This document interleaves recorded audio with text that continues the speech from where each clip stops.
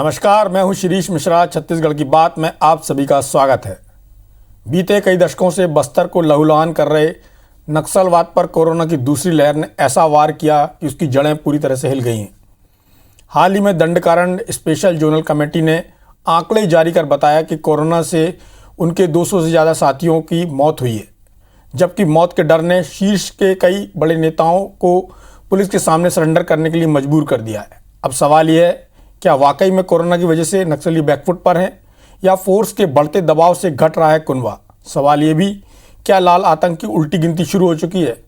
चर्चा करेंगे, लेकिन उससे पहले देखते हैं एक रिपोर्ट।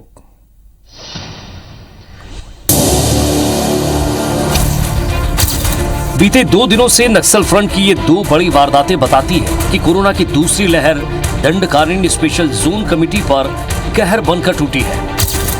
पहली तस्वीर 10 लाख के इनामी नक्सली विनोद की है, जो जीरम सहित कई बड़े हमलों का मास्टरमाइंड रहा है। तो दूसरी तस्वीर रमन्ना के बेटे रंजीत की है, जिसने तेलंगाना डीजीपी के सामने आत्मसमर्पण कर दिया। केवल ये 2 नाम ही नहीं, बल्कि कोरोना के कारण बीते 2 महीने में 2 दर्जन से ज्यादा नक्सली लीडर्स की मौत की खबर है। मौत के आंकड़े प्रेस नोट जारी कर खुद नक्सल संगठन दे रहे हैं। पुलिस के मुताबिक अब भी कई बड़े नक्सली कोरोना से संक्रमित हैं। कई माओवादी कैडर है कोरोना बीमारी के डर के कारण से संगठन छोड़कर आत्मसमर्पण भी किया। कई लोग संगठन छोड़कर गांव भी वापस चले गए थे। इस प्रकार कोरोना बीमारी के कारण से माओवादी कैडर काफ़ी हद तक कमजोर होने का जानकारी प्राप्त हो रहा है। इस तमाम परिस्थिति के ऊपर पुलिस द्वारा निगरानी रखा जा रहा है। जाहिर है, कोविड काल ने नक्सलियों की शीर्ष नेतृत्व की कमर तोड़ दी है और इससे बचने के लिए बड़ी संख्या में सानी कैडर सरेंडर कर रहे हैं। लाल लड़ाकों को केवल बीमारी से ही नुकसान नहीं पहुंच रहा है, बल्कि बस्तर के अंदरूनी इलाकों में फोर्स का दबाव उनके दायरे को घटा रहा है। सुकमा, बीजापुर, नारायणपुर और कोंडागांव जैसे धुर नक्सल प्रभावित इलाकों में फोर्स के कैंप खुल चुके हैं। नए कैंपों को लेकर तमाम विरोध के बाद भी नक्सली सुरक्षा बलों का मनोबल कम नहीं कर पाए। राज्य सरकार भी दावा कर रही है कि नक्सली अपने अस्तित्व की लड़ाई लड़ रहे हैं। नक्सलियों को हमने काफी पीछे धकेल दिया है, अब वो सिमट के रह गए हैं, अपने अस्तित्व की लड़ाई वो लड़ रहे हैं। और हमारी कोशिश है कि नक्सल प्रभावित क्षेत्र में ज्यादा से ज्यादा लोगों को रोजगार मिल सके। हालांकि विपक्ष मुख्यमंत्री के इस बयान से इत्तेफाक नहीं रखता। उसके मुताबिक दशकों से बस्तर को लहूलुहान कर रहा नक्सलवाद, जिसकी जड़ें अभी भी काफी गहरी हैं। इस सरकार की गलत नीतियों के कारण, इस सरकार के नक्सलियों के प्रति सिंपैथी के कारण आज गतिविधियां बढ़ी है। इसके लिए अगर कोई दोषी है तो ये कांग्रेस की सरकार दोषी है, क्योंकि उनके समर्थन से ही ये सरकार में आए।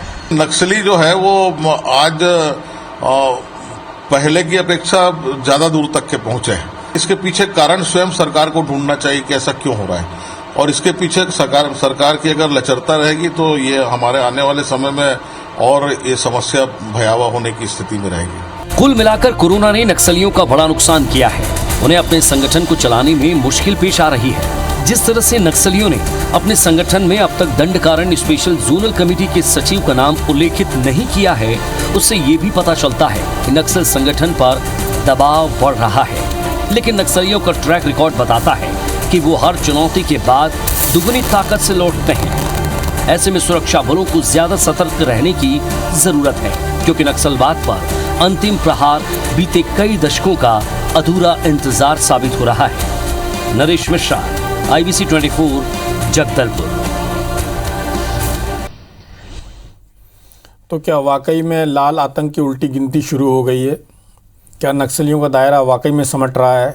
क्या उनके जो वरिष्ठ नेता हैं, जो उनके टॉप लीडर्स हैं, उनकी मौत हो रही है या वो सरेंडर कर रहे हैं कोरोना के कारण, या दूसरे क्या कारण हैं? सरकार का विकास अंदर तक पहुंच रहा है, फोर्स अंदर तक पहुंच रही है, लोगों को रोजगार मिल रहा है, क्या कारण है? क्या वाकई में सिमट रहे हैं, या फिर जिस तरह से होता है कि ऐसा लगता है कि नक्सलवाद समट रहा है, फिर अचानक से एक बड़ी घटना होती है और फिर लगातार घटनाओं का क्रम शुरू होता है, जैसा कि हमने मार्च में देखा। उसके बाद लगातार एक क्रम शुरू हुआ और ऐसा लगा कि फिर से नक्सली अपने पांव बढ़ाने लगे। लेकिन जब से बरसात का सीजन शुरू हुआ, तब से फिर ऐसा लग रहा है कि नक्सलियों का दायरा सिमट रहा है। रमन्ना के बेटे रंजीत श्रीकांत ने जो सरेंडर किया है, इसके अलावा जो विनोद की मौत हुई है, और ऐसे तमाम बड़े नेता जिनके बारे में कहा जाता है कि कुछ उनके बारे में जानकारी नहीं मिल रही है। चूँकि ये विषय बहुत संवेदनशील है और ज़्यादातर जब राजनीतिक चर्चा होती है या राजनीतिक बहस के लिए हम राजनीतिक दलों को आमंत्रित करते हैं तो एक दूसरे पर आरोप प्रत्यारोप ज़्यादा होते हैं बजाय ठोस बात होने की। तो आज की इस चर्चा में हमने राजनीतिक दलों के प्रतिनिधियों के बजाय 2 पत्रकारों को शामिल किया है। एक नरेश मिश्र हैं जो IBC 24 के बस्तर के ब्यूरो प्रमुख हैं, दूसरे मनीष गुप्ता जी हैं जो नवभारत के ब्यूरो प्रमुख हैं, वरिष्ठ पत्रकार हैं, नक्सली घटनाओं पर पैनी निगाह रखते हैं और हमारे साथ अक्सर नक्सलवाद पर चर्चा में शामिल होते रहे। सबसे पहले नरेश जी आपसे बात कर ली जाए। आप फील्ड में भी जाते रहते हैं और जो सूचनाएं आपके पास आती हैं, तो हाल फिलहाल की जो घटनाएं हैं, जिस तरह से जो घटनाक्रम हो रहा है और ऐसा लग रहा है जब कोरोना शुरू हुआ था तब IG बस्तर का ये कहना था कि कोरोना से बहुत सारे नक्सली लीडर संक्रमित हैं, लेकिन नक्सलियों ने लगातार इस बात का खंडन किया। लेकिन हाल फिलहाल का जो प्रेस नोट है वो ये बताता है कि 116 लोगों की मौत हुई। बड़ा आंकड़ा है, 100 से ज़्यादा लोगों का मरना वही नक्सलियों के नेताओं का और नक्सलियों के शीर्ष जो उनके कैडर है उनका मरना अपने आप में एक बड़ी घटना है और इसके कारण नक्सलियों के अंदर एक भय भी होगा। क्या लगता है आपको, इसको किस तरह से देखते हैं पूरे घटनाक्रम को?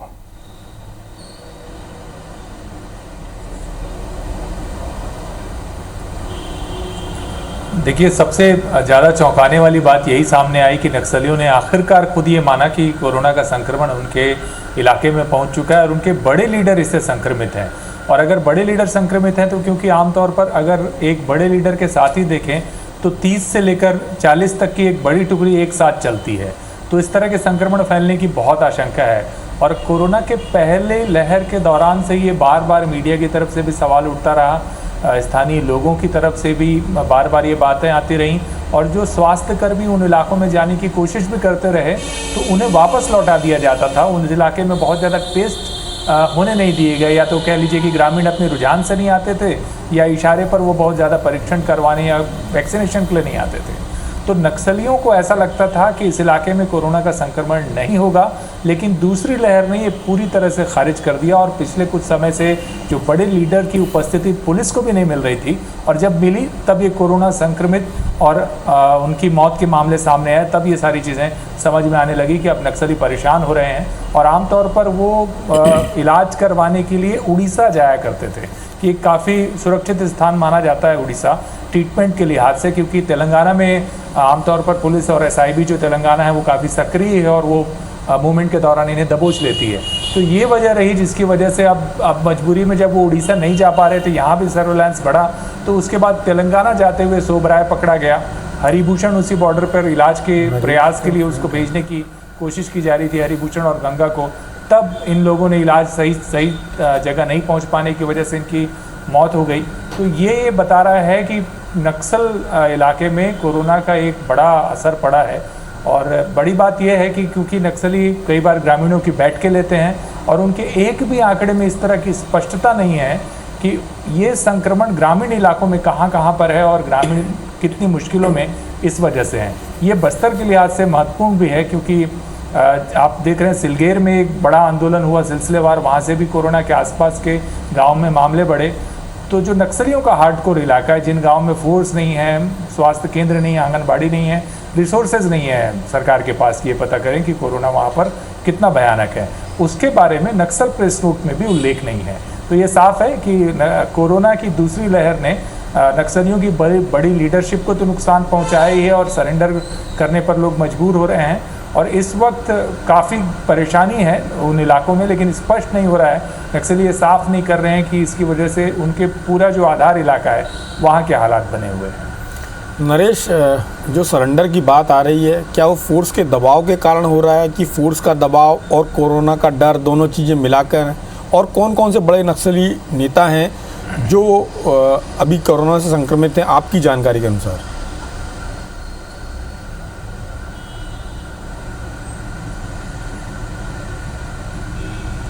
देखिए, विनोद की मौत के साथ ये माना जा रहा है कि दरबार डिवीज़न में चैतू सहित तमाम ऐसे नक्सली हैं जिन जो संक्रमित हैं। इसी तरह से जो तेलंगाना के इलाके में भी कई नक्सलियों का नाम आ रहा है। बटालियन नंबर 1 की जो अलग अलग टुकड़ियां हैं उनको प्लाटून में अलग अलग इलाकों में रख दिया गया है, वो एक साथ मूवमेंट नहीं कर रही हैं। नाम तो पूरी तरह से साफ नहीं है, लेकिन कुछ नाम, सीतू का नाम सामने आ रहा है जो कि प्लाटून का प्रमुख है, लेकिन अभी स्पष्टता नहीं है इसको लेकर कि एग्जैक्टली कौन कौन लोग हैं। लेकिन कोरोना के संक्रमण की वजह से जो एक सामूहिक रूप से वो अपने आधार इलाकों में मूवमेंट रखा करते थे, उसकी जगह सबको सुरक्षित ठिकानों पर और उपचार के इंतज़ाम के प्रयासों में नक्सली लगे हुए हैं। और जहाँ तक पुलिस के दबाव की अगर बात की जाए तो पुलिस के दबाव के लिहाज से ये स्थिति है कि अगर देखें तो जिस तरह से दंतेवाड़ा ने एक नक्सल मैप जारी किया जिसमें उन्होंने बताया कि किस गांव में कितने नक्सली संगठन में शामिल हैं और उन्हें सरेंडर करने की आवश्यकता है, तो इससे दबाव तो बना ही बना। कमोवेश बाकी इलाकों में भी यही हालात हैं। और अब ये हो रहा है कि पहले ये होता था कि पहचान नहीं होता था कि गांव का कौन सा व्यक्ति नक्सली है या नहीं है, लेकिन पिछले कुछ सालों में पुलिस ने इस लिहाज से अपने डाटा बेहतर किए हैं और इसकी वजह से एक दबाव दिखाई दे रहा है जिससे लोकल कैडर का सरेंडर हो रहा है। SIB की वजह से कह लीजिए या तेलंगाना के इलाके में भी जो बड़ा कैडर है वो आहिस्ता आहिस्ता जा रहा है। लेकिन एक बात और तेलंगाना से निकल कर ही आ रही है, वो ये कि बहुत सारे जो रेडिकल स्टूडेंट यूनियन के लड़के हैं वो भी काफ़ी बड़ी तादाद में अबुझमाड़ से दूसरे इलाकों में प्रशिक्षण लेने या नक्सल संगठन से ताल्लुक़ रखने के इरादे से उनका मूवमेंट लगातार बना हुआ है। चलिए, मनीष गुप्ता जी भी हमारे साथ हैं। मनीष जी, जिस तरह से पुलिस का क्लेम है और मुख्यमंत्री जी ने बोला कि नक्सली सिमटते जा रहे हैं, अपने अस्तित्व की लड़ाई लड़ रहे हैं, क्या मानते हैं आप कि मुख्यमंत्री जी ने जो बोला और जो पुलिस के दावे हैं उनमें कितनी सच्चाई है? किस तरह से इन नक्सलियों पर सरकार का जो शिकंजा है वो कसता जा रहा है या कस रहा है या नहीं कस रहा है, या वो अभी अपने आप को एक बचाव की मुद्रा में रखे हुए मौका आने पर वो फिर हमला कर सकते हैं? क्या स्थिति लगती है आपको?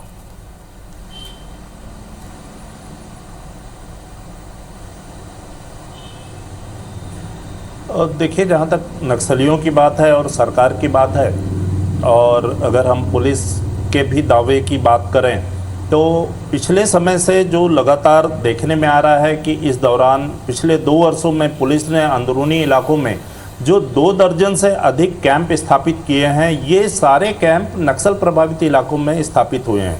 इसकी वजह से नक्सलियों की आवाजाही प्रभावित हुई है, नक्सलियों पर दबाव बढ़ा है और जो उन इलाकों में जो ग्रामीण खुल कर के नक्सलियों का साथ देते थे उन पर भी अंकुश लगा है। तो कहीं ना कहीं हम इस बात को लेकर के मतलब इसमें काफ़ी सत्यता है कि नक्सली अब जो है अपने वजूद की लड़ाई लड़ने पर विवश हुए हैं। पिछले 3 दशकों की अगर हम बात करें, मुझे लगता है ये एक ऐसा समय है जब नक्सली सर्वाधिक दबाव में अपने आप को महसूस कर रहे हैं। एक तो फोर्स का दबाव है, दूसरा कोरोना का जो कहर है दूसरी लहर का, ये भी अपने आप में नक्सलियों के लिए जो है एक भगदड़ की स्थिति निर्मित कर चुका है, क्योंकि कई नक्सली अभी भी गायब हैं जिनके बारे में ना तो उनका संगठन के कुछ कह रहा है और पुलिस लगातार उनको कोरोना से पीड़ित बता रही है, जिसके चलते उन इलाकों में आज काफ़ी नक्सली बैकफुट पर आ चुके हैं। रही बात नक्सलियों की रणनीति की, तो गुरिल्ला पद्धति से नक्सली वार करते हैं, हमेशा दहशत फैलाने की कोशिश में लगे रहते हैं। तो इसलिए हम ये भी नहीं कह सकते कि नक्सली एकदम से बैकफुट पर हैं। बिल्कुल ये बात एकदम सही है कि दबाव जरूर है उन पर, लेकिन हमला अभी भी कर सकते हैं। पुलिस को भी सतर्क रहने की आवश्यकता है और नक्सली जो गतिविधि है, खासकर उन इलाकों में जहां जिन इलाकों में नक्सली आमतौर पर स्वच्छंद होकर के आना जाना करते थे, जो नक्सलियों के कॉरिडोर हुआ करते थे, एक इलाके से दूसरे इलाके में जाने के लिए नक्सली जिन रास्तों का उपयोग करते थे, जिन इलाकों में अपना प्रभाव बढ़ा करके रखे हुए थे, उन इलाकों में आज पुलिस की दस्तक जो है वो कहीं ना कहीं नक्सली गतिविधियों को अंकुश में लाने पर विवश कर रही है। और यही कारण है मनीष जी, आज नक्सली दबाव महसूस कर रहे हैं और आज उनकी गतिविधियां लगभग काफी खामोश है। जी मनीष जी, 2 सवाल है मेरे। आपका कहना है कि पुलिस के पास जानकारी है कि वो नक्सली जो लीडर्स हैं वो कोरोना से संक्रमित हैं, तो क्या ये मान लिया जाए कि पुलिस का जो इंटेलिजेंस नेटवर्क है वो ज़्यादा मजबूत हुआ है?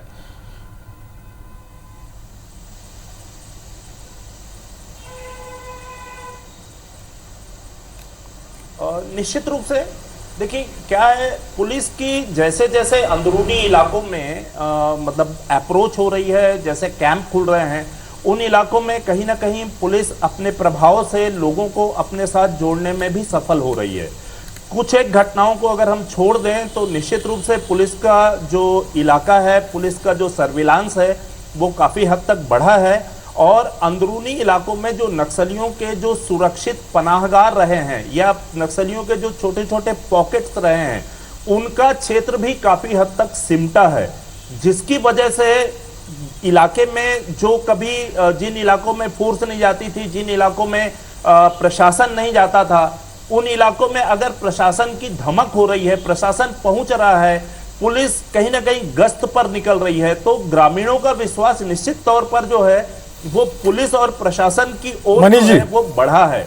और यही कारण है कि उनका जो इंटेलिजेंस नेटवर्क बहुत स्ट्रांग हुआ है। जी मनीष जी, एक सवाल और है, क्या नक्सली आज की स्थिति में कोई बड़ा हमला करने के लिए सक्षम है?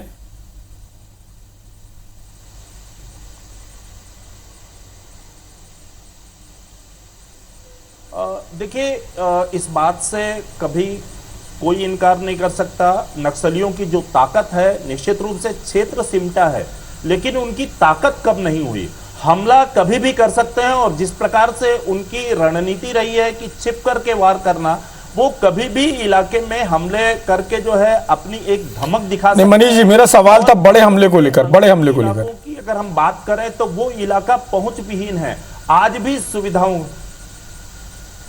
मैं बड़े हमले के बारे में सवाल कर लेकर के नक्सलियों की अभी स्थितियां थोड़ी सी कमजोर जरूर हुई हैं, लेकिन हमला आज भी कर सकते हैं। छिप करके वार करने की जो उनकी पद्धति है वो कहीं ना कहीं बड़े हमले को अंजाम दे सकती है। जिस प्रकार से पुलिस की रणनीति रही है अंदरूनी इलाकों में, नक्सली जब खामोश रहते हैं तो पुलिस लापरवाह हो जाती है, और कहीं ना कहीं इस लापरवाही का नक्सली जो है भरपूर उपयोग करते हैं। नरेश जी, आपको क्या लगता है जिस तरह का घटनाक्रम चल रहा है, और जैसे यदि मान लिया जाए कि नक्सली सिमटते जा रहे हैं, उनकी ताकत कमज़ोर होती जा रही है, तो क्या ये मान लिया जाए कि अगले 1-2 साल में नक्सलवाद ख़त्म हो जाएगा, या फिर फोर्सेस या केंद्र सरकार के जो यहाँ पर सेंट्रल पैरामिलिट्री फोर्सेस हैं वो मिलकर नक्सलवाद को समूल नाश करने की स्थिति में पहुँच जाएंगे या पहुँच गए हैं? नहीं, इतनी जल्दी तो ऐसा नहीं लगता, क्योंकि एक बहुत बड़ा इलाका है। आप देखिए, सिलगेर तो एक उदाहरण भर है। उस पंचायत में ना तो आंगनबाड़ी, ना स्वास्थ्य केंद्र और स्कूल तक की मांग को लेकर सर्वे तब शुरू हुआ जब कैंप लगने के बाद गांव के लोग विरोध कर रहे थे। ऐसा बड़ा इलाका पामेड़ की सरहद से लेकर के जगरगुंडा तक है, और किष्टाराम तक के इलाके तक है। एक बड़ा इलाका ऐसा खाली है जहाँ पर अगर आप सरकार सिर्फ फोर्स की ताकत के दम पर भी सर्वाइव करना चाहे तो कम से कम 5 साल लगेंगे। डेवलपमेंट तो इसके बाद की बात है। मुख्य सड़कों का निर्माण मुख्य रूप से इस ध्येय को ध्यान में रखते हुए किया जा रहा है कि जो बैलाडीला का इलाका है उसको चारों तरफ से कॉर्डन किया जाए, जिससे स्टेट डेवलपमेंट और जो स्टेट रिसोर्सेज हैं जो खनिज से जुड़े हुए, उनका बेहतर तरीके से इस्तेमाल किया जा सके। तो और नक्सलियों के लिए भी एक बड़ा रेवेन्यू सेंटर है, इसलिए बहुत ज़्यादा प्रतिरोध हो रहा है। तो सरकार, चाहे केंद्र हो, राज्य हो, उनका बुनियादी तौर पर मकसद सिर्फ ये है कि जो सुकमा इलाके से अगले 5 साल में नक्सलियों को खदेड़ते हुए अबुझमाड़ तक सीमित कर दिया जाए। पर फिलहाल जो ज़मीनी स्थितियाँ हैं उसको देखकर ऐसा लगता नहीं कि इतनी जल्दी ये सब कुछ आसान होगा।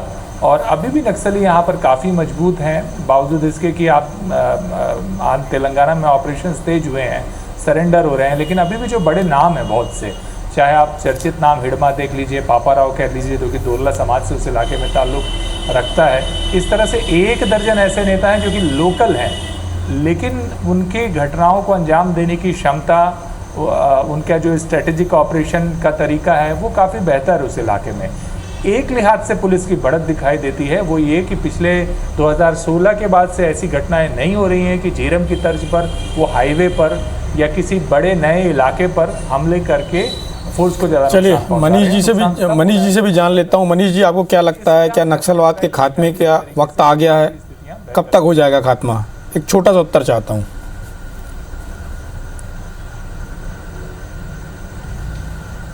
देखिए, खात्मे के बारे में कोई स्पष्ट राय देना तो मुझे लगता है संभव नहीं है, लेकिन जिस ढंग से फोर्स डोमिनेट कर रही है और जिस ढंग से स्टेट और सेंट्रल के कोऑर्डिनेशन से आगे बढ़ रही है फोर्स, मुझे लगता है आने वाले समय में नक्सलवाद की कमर टूटने वाली है और कहीं ना कहीं नक्सलियों को एक छोटे से इलाके में सीमित करने की तैयारी है। एक जानकारी अभी आपको और बताना चाहता हूं, पिछले दिनों 2018 में केंद्रीय गृह मंत्रालय ने नक्सलवाद को लेकर के एक समीक्षा की थी और अभी जून अंतिम माह में जो है वो उन्होंने एक समीक्षा की है जिसमें देश के 90 जिलों में नक्सलवाद था, जिसमें से 20 जिलों में केंद्र सरकार ने नक्सल मुक्त घोषित किया है। छत्तीसगढ़ में बालोद जिले को नक्सल मुक्त किया है, लेकिन छत्तीसगढ़ का मुंगेली जो अचानक मार्ग अभ्यारण्य का इलाका है, उस इलाके में नक्सलियों की जो सक्रियता है, दोनों की बातों का सार यही है कि सरकार अभी तो नक्सलवाद को पूरी तरह से खत्म करने की स्थिति में नहीं है, लेकिन उसको एक एरिया विशेष में समेट देने की स्थिति में आ गई है। इतना भी यदि हो जाता है तो आगे की लड़ाई और आसान हो जाएगी और उम्मीद की जानी चाहिए कि यदि वहाँ पर डेवलपमेंट के काम बहुत तेज़ी से बढ़ते हैं तो नक्सलवाद के खात्मे की दिशा में बहुत तेज़ी से काम होगा। इस चर्चा में भाग लेने के लिए आप दोनों का बहुत बहुत धन्यवाद। नमस्कार।